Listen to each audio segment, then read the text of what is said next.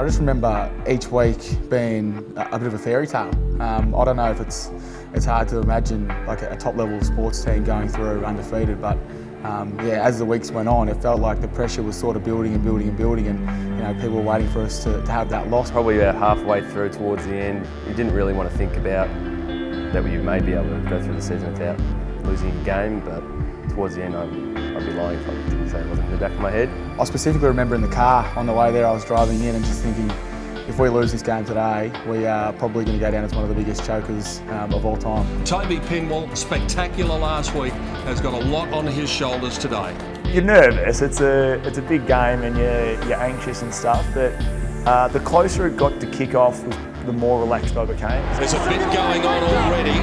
Rose and Mulligan, Barlow and Dean Galea. Yeah, a little bit of feeling, which is always nice. It's all just push and shove and hot air, but to get it out is always handy. Here comes Panos, and now's a chance for Hill. He can go all the way if he chooses to.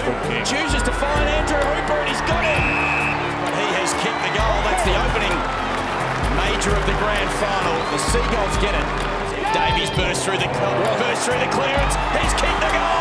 I can remember when they kicked their fourth, I think, and we hadn't touched the scoreboard yet. I was really worried. I just looked at the scoreboard and thought, geez, here we go. And there was the little thought of, please not today be the day that we let ourselves down.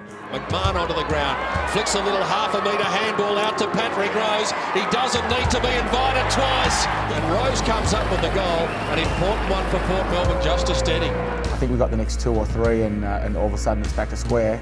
Then you go into the next three quarters thinking, we can possibly win. In saying that, had they got another one or two, I think it might have been getting a bit close to panic station.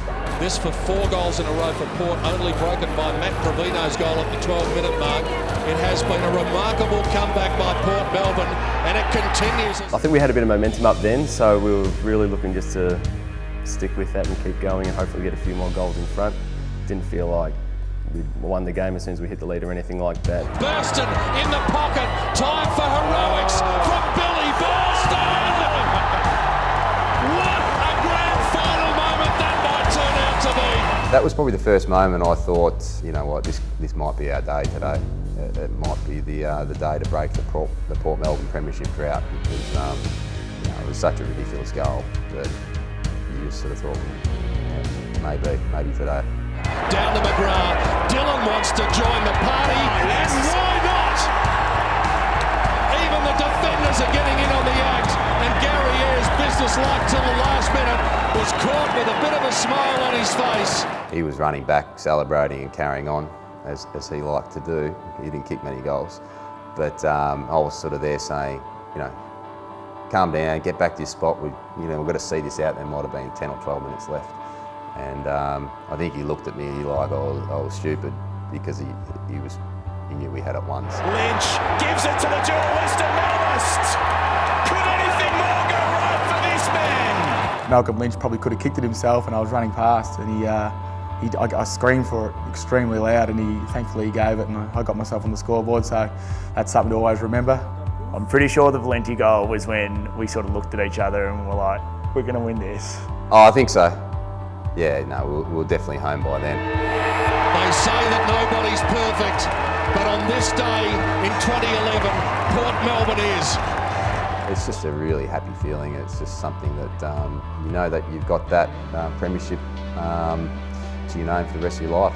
It's really special being at Port Melbourne, having won one for nearly 30 years, I think it was, and it brought a lot of joy to a lot of the older supporters as well that have been around forever. So that was something that I think we all took into account as well, how much, to see the smiles on the faces of the little old ladies that are here every week. That was something that we all remember.